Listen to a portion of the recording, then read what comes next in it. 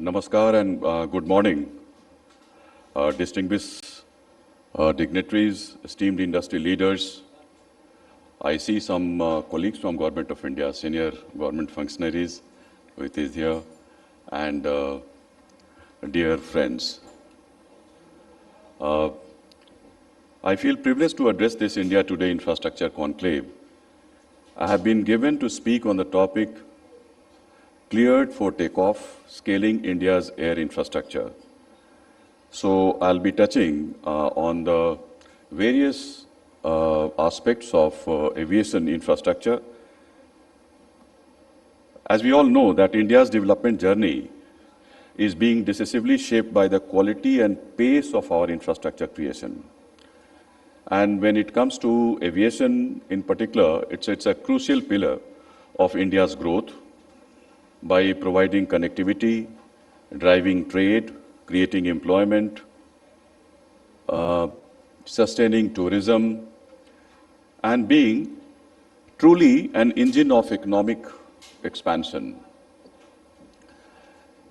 It is the sector in which aspirations take flight, quite literally, and it is indispensable to our collective mission of Viksit Bharat, global leadership, and a developed India by 2047.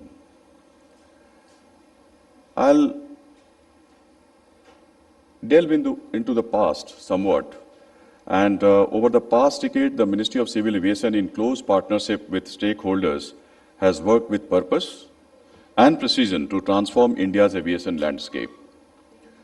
Not very long back, in 2014, India had only 74 operational airports. Today, we have 64. And this is not merely a statistic. It is a redrawing of the national connectivity map, bringing Tier 2, what we call Tier 2 and Tier 3 India into the mainstream of growth and opportunity. Our vision remains forward-leaning to have 210 airports by 2029 and more than 400 airports by 2047, with nearly one new airport every month over the coming years. If you see the journey from 74 to 164, it will be that every 42, 43 days, we are adding one airport. And in the days ahead, obviously, the target is to add one airport every month. India is now the world's third largest domestic aviation market, as some of you would know, and is poised to become the third largest overall passenger market in years ahead. We anticipate passengers' journey rising from about 230 million today to nearly 1.3 billion by 2047. That would be a whooping jump. Our commercial fleet has expanded from 395, again in 2014, to 851 aircraft, in fact around 860 aircraft as I speak today over the last decade, and is projected to approach more than 300 aircraft by the year 2047. Indian carriers have placed amongst the largest aircraft orders, exceeding 1,1600 aircraft, and each year we are getting around 108, 109. That cycle has begun since last year. That is from the year, if you see the calendar year from 2025, we are getting around 108, 109 aircraft, all orders against orders placed by Indian carriers. And by 2029, with this rate, a net addition of roughly 500 aircraft is expected, even as global supply chains remain very, very tight. And each of these milestones reflects the confidence in India's aviation growth and the credibility of our policy environment. And this growth has been inclusive by design. Through the regional connectivity scheme UDAN, we have democratized access to air travel. 93 aerodromes connected, 657 routes been operationalized, which is by no account mean figure, and around 1.6 crore passengers served so far. We are going into the next phase, as announced in the budget 2025-26, last year's budget. The modified Udaan will further extend the grid to over 120 new destinations and is expected to benefit nearly 4 crore passengers in the decade ahead. At the heart of our approach is the conviction that airports must be designed not merely as transit points. This is an important aspect of civil aviation infrastructure, but as engines of economic growth. Our twin approach of airport development through Airport Authority of India. We have got a very robust, good model, twin approach of airport development through Airport Authority of India, and with public-private partnership model has been very, very critical and pivotal. In the last 5 years, investment of nearly 97,000 crore, two-thirds of which came from PPP airports, have been undertaken towards development and modernization of airports. And over the next 5 years, we are expecting that more than 1 lakh crore will be deployed to further augment capacity and building airport infrastructure. To accelerate world-class development, 11 more AI airports are being proposed for PPP. This is in process, and these are the outcome of a stable policy, credible regulation, and the confidence of the India's aviation growth. I'll briefly touch on the cargo. We handled around 3.7 million metric tons of air cargo last year. This is one area with huge potential, 80% of which moved through 5 major airports. We are undertaking several reforms to make air cargo more efficient than ever before, including reforms undertaken on transshipment, air freight stations, and use of technology. Given the geography, India can actually exploit its position, the geographical position, as a very big, good transshipment hub. As we scale, we are enabling sustainable growth in aviation. More than 90 airports now fully operate on green energy. This is an important aspect of our airport infrastructure. And our largest hubs, that is Delhi, Mumbai, Bengaluru, Hyderabad, have achieved what we call level 4+ carbon accreditation. And when it comes to sustainable aviation fuel, SAF, India's SAF roadmap sets blending target of 1% by 2027, that is next year, sometime in January, 2% by 2028, and 5% by the year 2030. With nearly 750 million tons of biomass and 230 million tons of surplus agriculture residue annually. That is the kind of potential that we have. India has the feedstock to meet domestic demand. But more importantly, in this realm of SAF, India can actually potentially become a global exporter of SAF by the year 2035. Our first certified bio-ATF facility at Panipat is operational, and 6 more plants are underway. We are closely coordinating with all relevant ministries, including the Ministry of Petroleum and Natural Gas in this regard. The shift to SAF becomes both an environmental imperative and a strategic industrial opportunity, and a basic pillar for aviation infrastructure, linking agriculture, refining, logistics, and aviation, and creating jobs. Now, I'll briefly touch upon the MRO. Our vision for Viksit Bharat requires us to move beyond being a large market and become a global aviation manufacturing and service hub. Over 250 Indian aerospace suppliers are already integrated into the global OEM value chains. Our domestic MRO industry, not very long back, it used to be very, very incipient. Now we are treading ahead on a very good roadmap, are already integrated into the global OEM value chains. And about $2.5 billion today, as the MRO industry of India stands. It's projected to approach nearly $7 billion by the year 2035, supported by tax reforms, simplified import norms, and an expansion into high-value MRO segment. Not very long back, in fact, just about 3 to 4 years back, the MRO industry, what we used to do is that all kind of basic maintenance and line maintenance used to take place. Now we are entering into engine component MRO and also high value component MRO, which is a very good development. We are strengthening aviation finance through the GIFT IFSC platform, which has already enabled leases for more than 134 aircrafts and 84 engines domestically. We are a late starter, but we are making rapid strides in this regard. In parallel, we are working towards self-reliance in regional transport aircraft by 2047 by developing indigenous capability and partnership with global OEMs. This is one thing which is going parallel. We are tying up with global OEMs. And at the same time, we are not forgetting our own indigenous aircraft development, the regional aircraft development. And these are concrete steps from the ministry to deepen our industrial ecosystem, retain value in India, and most importantly, create jobs. Digital transformation is the other defining arc of our work in the Ministry of Civil Aviation. DG Yatra, as we all know, which is now live at 24 airports, 6 airports are ready. As I speak, has processed over 52 million passengers and cut queues time by 25 to 30%. I'm talking on an average. We will expand to 38 airports by 2026 by the end of this year.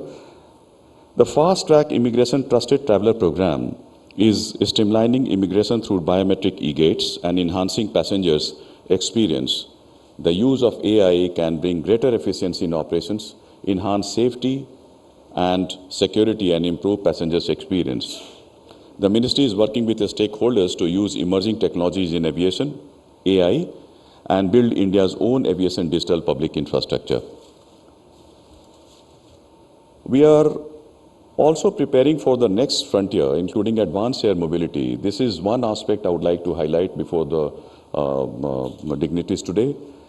We are advancing framework for vertiports, type certification, pilot training, and airspace integration for eVTOL, while the Digital Sky platform and liberalized drone policies are enabling applications across agriculture, infrastructure, inspection, logistics, and disaster responses. Made in India prototypes of eVTOL are expected within this decade. In fact, this is one arena where some of the Indian companies, fortunately, they are quite comparable with one of the best companies anywhere in the world. As far as guidelines concerned, we have also been very, very advanced in this regard. Many Indian companies, the one at IIT Madras or Sarla or Nalwa or Blue Jay, they are quite advanced. In fact, it is expected that by next year, that is by the year 2027, 2028, the first flights may operate, and commercial production will also not very far behind once the pilot starts. India's aspiration of Viksit Bharat will require global and domestic connectivity. We all know sustained growth, strong logistic capability, high value exports, and globally linked supply chains. Air infrastructure contributes directly to this transformation. Every new airport generates jobs, stimulates regional economies, and enhances mobility for tourism, trade, healthcare, and education. Each new aircraft is a potential manufacturing and service opportunity, and SAF, Sustainable Aviation Fuel, can anchor a green energy economy that connects rural India with global aviation markets. Aviation infrastructure is not only an economic multiplier, I'll go on to say that it is a strategic asset. I am very happy once again to be here. In fact, I would like to conclude. This conclave is an opportunity to focus on aviation for Viksit Bharat, strengthening partnership, mobilizing capital, leveraging technology, and removing bottlenecks. Infrastructure is not built in isolation, but through collaboration across government, industry, innovators, financiers, and regulators. I feel that if we work collaboratively for our vision of Viksit Bharat, India's aviation sector will not merely support economic growth, it will define it. So I conclude here. Thank you so much, and Jai Hind.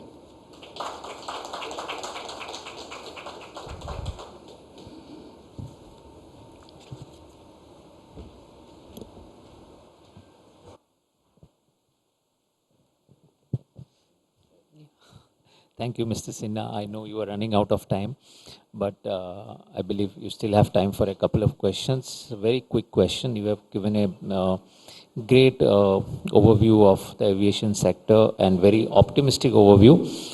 But at the same time, while the infrastructure, aviation infrastructure is expanding, as you have numbered the airports, but there is a need to balance the expansion of infrastructure and experience of aviation in India, passenger experience. We see the numbers are going up in airports, but also we are hearing of ghost airports. Ghost airports in Uttar Pradesh, just the news came in. Then we are also hearing about flights getting regularly grounded. So between this rapid expansion and a lot of hard work that the government is doing and these challenges, how do you balance the two?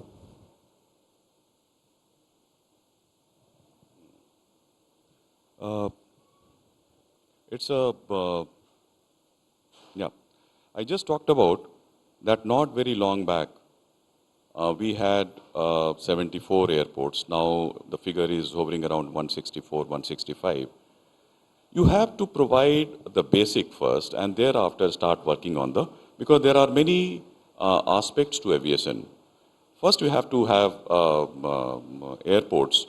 And Udan scheme, for example, has helped us build many airports. I'll give you two examples, not from very long back. In fact, I'll talk about Purnia and Darbhanga. These, there were potential demands, and there were no airports. In fact, Purnia happened during this last 8 months since I'm here, and it was inaugurated by the Honorable Prime Minister, and within a couple of months, there are 4-5 flights operating from Purnia, all full, 95% occupancy. So obviously, what we lag is, when we take a decision to construct a particular airport, obviously, a lot of local demands, then we assess the potential.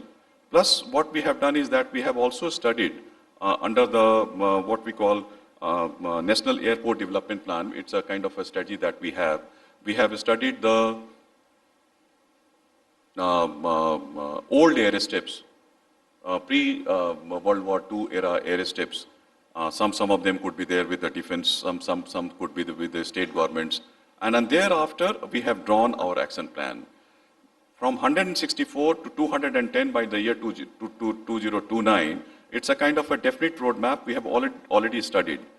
But of course, you are talking about the ghost airports, where we lack. In fact, when we are trying to connect Tier 2 and Tier 3 cities, Tier 3 and Tier 2 cities, Tier 2 and Tier 2, so this is one segment where we need smaller aircraft.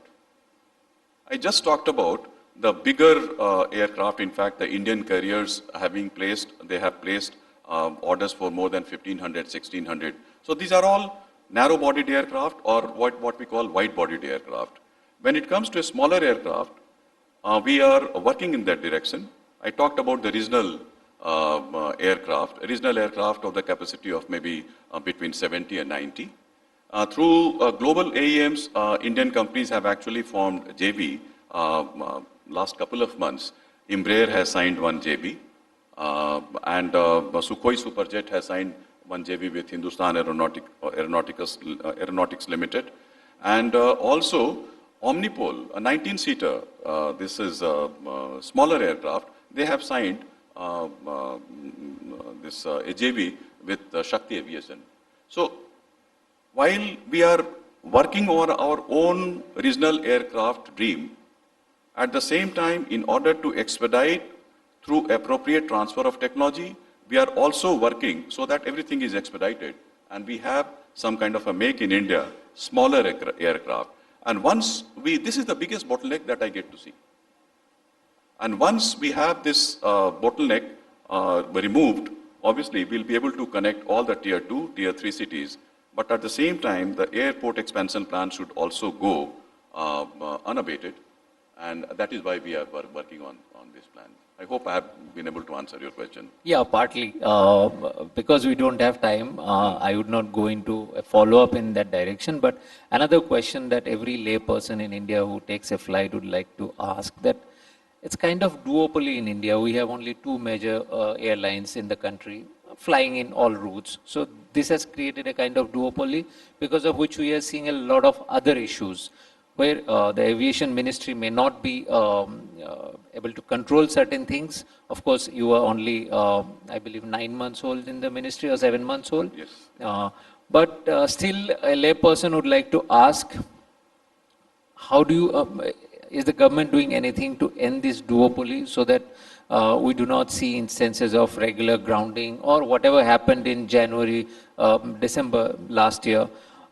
Plus, there are other issues which are coming up now. We are hearing spoofing of ATC and all that. So these newer challenges that are coming into duopoly plus air traffic controls issues, what is the government doing into solving all these things? See, we would like to have more airlines for sure. And many airlines, many industrial houses are also coming, and you would have read in the newspapers that 3-4 airlines, they have also applied, and we are very, very active supporting.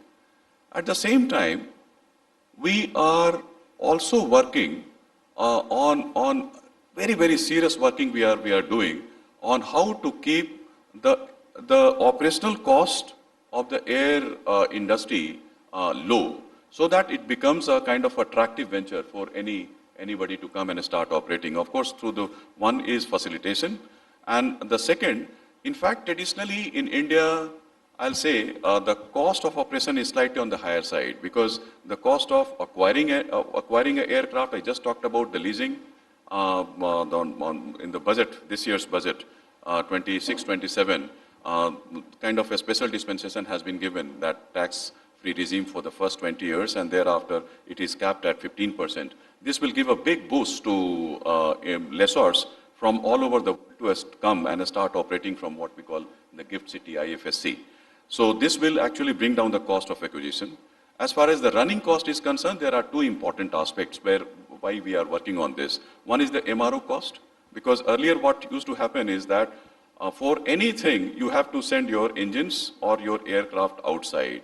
Once you have sent your aircraft outside, stuck for 90 days, maybe 120 days, maybe 6 months, and then you are not getting the benefit of that aircraft flying. So with more and more MROs, especially in the niche segment of component MRO and engine MRO, Safran has just started the MRO in Hyderabad. So more MROs means more aircraft will be available. So this will also bring down the cost of operation. The third aspect relates to ATF, aviation turbine fuel, where there is a kind of a VAT component which varies across states. We are urging the states to bring it down. Some states have 1% VAT on ATF, but some have a very, very high ATF. So ATF constitutes nearly 40 to 50% of your entire operational cost. So we are working in that direction also. Plus, in terms of AME, your engineers, your pilots, everywhere, in fact, we are trying to bring down the cost so that this entire sector becomes attractive for new players to come and start operating. So we are working on that direction. Plus, I just talked about smaller aircraft. So that in fact, the sitting is actually what we call is actually full, nearly full, 95%. Suppose you are flying from tier 2 to tier 3 city. Suppose you are flying from Purnia to maybe Bagdogra, and you do not require a bigger aircraft to fly. So obviously you would like to fly a smaller aircraft with all these factors are taken, so that the cost operation is reduced. So we are working in this direction. We are quite cognizant of all these issues. Thank you, Mr. Sinha. As the Health Secretary of Assam, he is credited with changing the health infrastructure in Assam. And I hope, as the Aviation Secretary, as he keeps saying that he is working on a mission mode, he will make some very positive changes in the aviation sector soon. Thank you, Mr. Sinha, for being here. Thank you so much.